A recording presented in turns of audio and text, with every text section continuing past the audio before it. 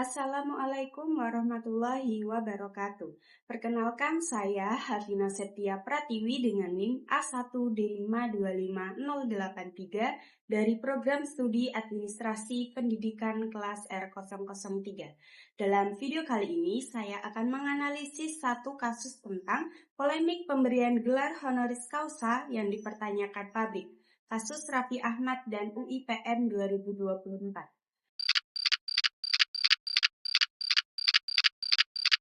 Video analisis ini saya buat untuk memenuhi tugas ujian akhir semester pada mata kuliah Komunikasi Organisasi dengan dosen pengampu Bapak Ajuzar Fikri SPD MSc ED.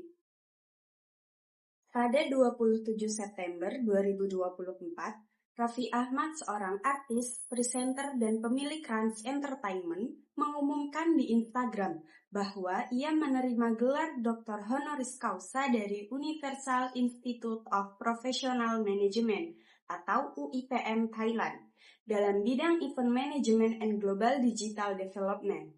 Pengumuman ini langsung memicu gelombang pertanyaan publik. Hasil investigasi Kemendikbudristek menemukan fakta kritis. UIPM tidak memiliki izin operasional di wilayah NKRI. LLDIKTI wilayah 4 pun menegaskan hal yang sama secara resmi. Respon UIPM justru memperkeruh situasi.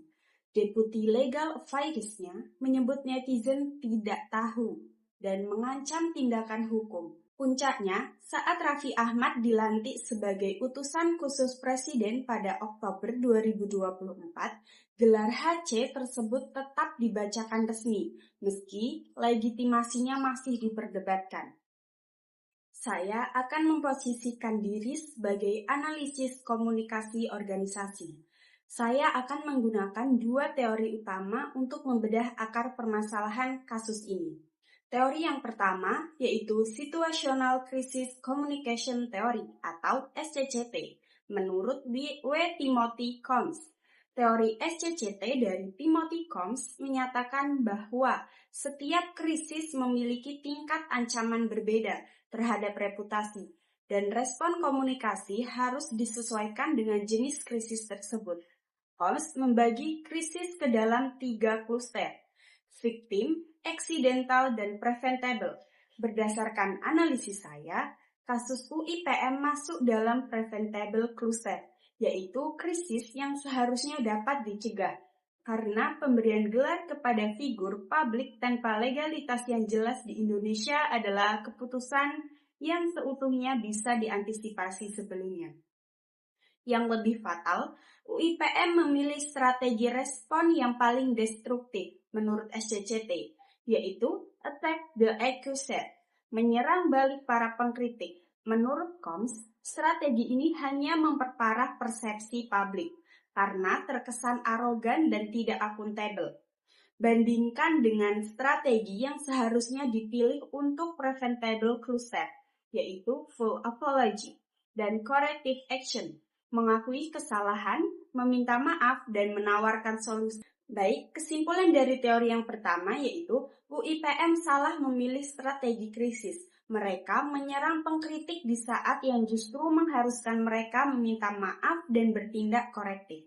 Ini adalah contoh klasik bagaimana strategi komunikasi yang keliru mengubah kontroversi kecil menjadi bencana reputasi.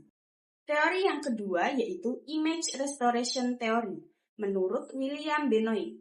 Teori Image Restoration dari William Benoit menyatakan bahwa ketika reputasi organisasi diserang, ada 5 strategi pemulihan citra: denial, evasion of responsibility, reducing offensiveness, corrective action, dan mortification.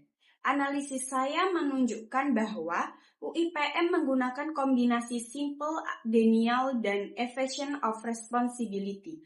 Mereka menyangkal status kampus bodong dengan dalih sistem pembelajaran online.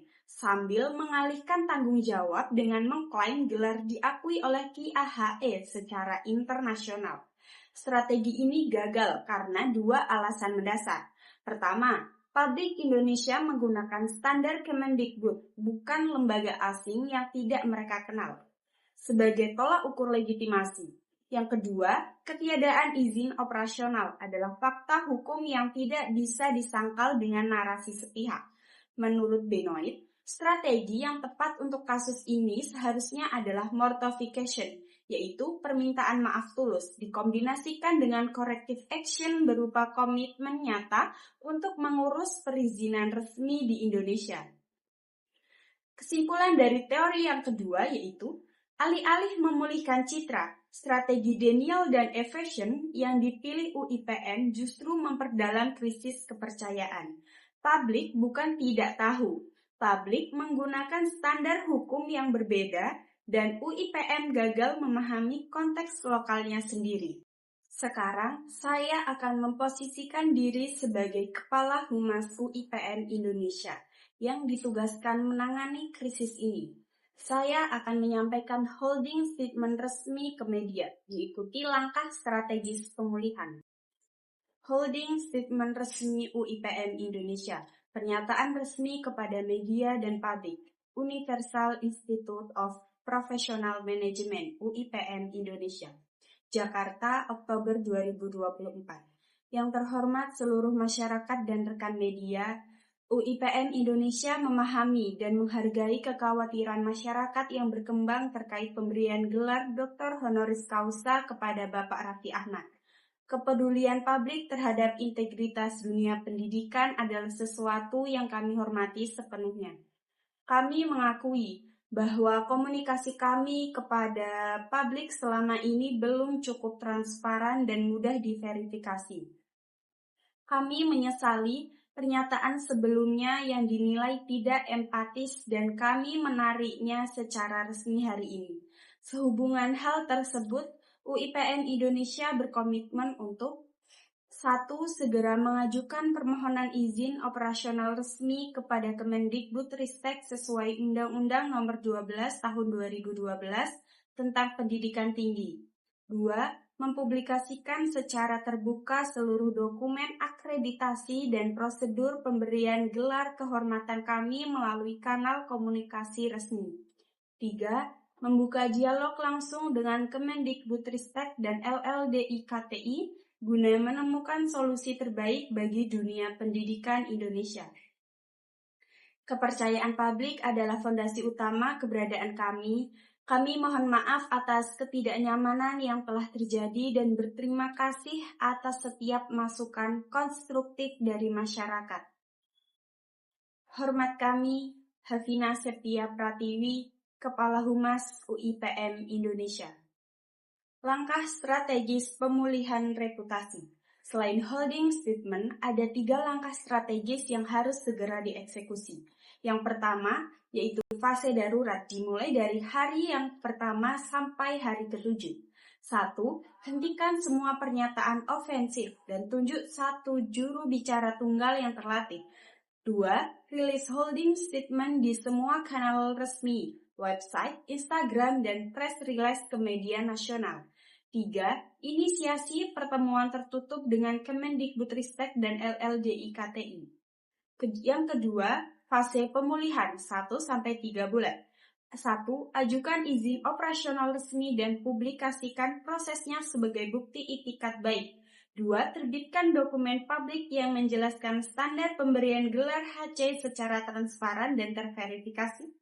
Ketiga, fase jangka panjang 3-12 bulan. Bangun kemitraan dengan universitas terakreditasi di Indonesia sebagai jangkar legitimasi. 2. Aktif berpartisipasi dalam forum pendidikan tinggi nasional untuk membangun kepercayaan ekosistem akademik. Dari kasus polemik gelar honoris causa Raffi Ahmad dan UIPN 2024 ini, kita dapat menarik 3 pelajaran besar. Pertama, legitimasi institusi pendidikan tidak dibangun dari klaim internasional semata, melainkan dari kepercayaan publik yang lahir dari transparansi, akuntabilitas, dan kepatuhan pada regulasi lokal yang berlaku. Kedua, krisis reputasi bagi institusi pendidikan jauh lebih destruktif dibanding organisasi komersial biasa. Institusi pendidikan mengemban misi mulia mencerdaskan bangsa ketika kepercayaan publik runtuh. Legitimasi seluruh fungsi pendidikan yang diembannya ikut runtuh. Yang ketiga, dan yang paling kritis, strategi komunikasi krisis yang salah, seperti menyerang pengkritik dan bersikap defensif, tidak hanya gagal memadamkan api kontroversi, tetapi menjadi bahan bakar yang justru memperbesar kobaran krisis.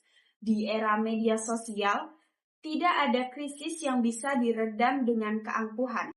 Kegagalan komunikasi organisasi bukan sekedar kegagalan teknis, penyampaian pesan. Ia adalah kegagalan moral dalam menghormati publik sebagai pemangku kepentingan utama yang berhak mendapatkan kebenaran. Demikian video analisis dari saya. Semoga analisis ini bisa bermanfaat dan memperkaya pemahaman kita tentang pentingnya komunikasi organisasi yang berintegritas dalam dunia pendidikan. Terima kasih. Saya akhiri. Wassalamualaikum warahmatullahi wabarakatuh.